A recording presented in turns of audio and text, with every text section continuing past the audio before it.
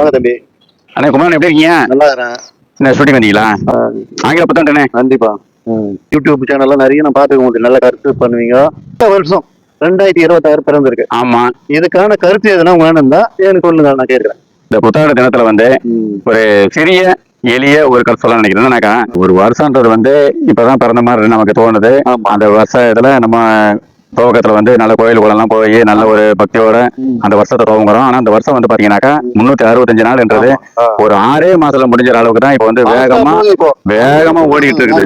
முன்னாடி எல்லாம் பெரியவங்க வந்து சொல்லுவாங்க, காலமே நம்ம கையில தான்டா இருக்குது, ஒண்ணும் பண்ண முடியாது, நம்ம தான் நான் தான் அப்படின்னு. ஆனா இப்ப அப்படி கிடையாது.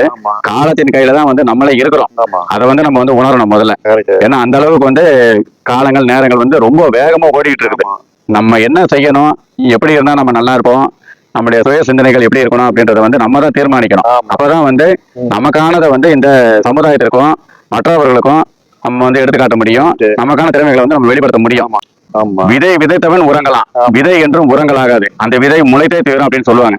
அது என்னன்னாக்கா, நம்ம வந்து மற்றவங்க மேல வைக்கிற அன்பு, நமக்கு மற்றவங்க செய்யற உதவிகள், நம்ம நல்லது கெட்டது எல்லாமே வந்து பாத்தீங்கன்னாக்கா, நாம வந்து இந்த பூமியில வாழ்ந்துட்டு இருந்தாலும் கூட நம்ம இறந்ததுக்கு அப்புறம் நம்ம விதைத்த விதையான அந்த நற்செயல்கள் எல்லாமே வந்து முளைத்து மற்றவர்களுக்கு முன்னாடி நிற்கும்.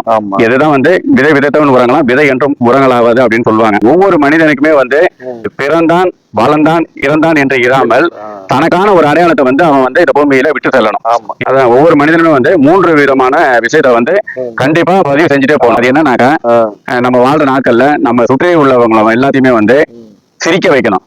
அடுத்தது வந்து நம்ம கூட இருக்கிறவங்களை எல்லாத்தையுமே வந்து நம்ம வாழ்ற நாட்கள்ல சிந்திக்க வைக்கணும். அடுத்து அதே மனிதன் இறந்துடுறானாக்கா, கண்டிப்பாக நம்ம சுற்றி எல்லாருமே வந்து இந்த மாதிரி ஒரு மனிதன் இறந்துட்டாட்டா அப்படின்னு சொல்லி அவனை நினைத்து கதறி அழ வைக்கணும். அழ வைக்கிறான் பாருங்க, அதை விட மிகப்பெரிய ஒரு மனிதன் இந்த உலகத்திலே கிடையாது. ஆமா, இந்த 3 விஷயத்தையும் அவன் கடைபிடிச்சிட்டாலுமே அவன் இந்த உலகத்துல பிறந்ததற்கான பலனை அவன் முழுவதுமாக பெற்று இருக்கிறான் என்றுதான் அர்த்தம். நிச்சயமா இதையெல்லாம் நிறைவு செய்யறான் பாருங்க. இந்த 3 விஷயம் சொன்னல, இதெல்லாம் நிறைவு செய்யறவன் மிகப்பெரிய ஒரு கடவுள் கொடுத்த காட் கிஃப்ட். ஏன்னா இந்த புத்தாண்டு வந்து ஒவ்வொரு வருஷமும் நமக்கு தொடங்குது முடிவுது. இந்த வருஷத்துக்கு இடையில வாழ்ற வாழ்க்கை வந்துதான் நம்முடைய வாழ்க்கை. அதுதான் நமக்கான வாழ்க்கையும் கூட.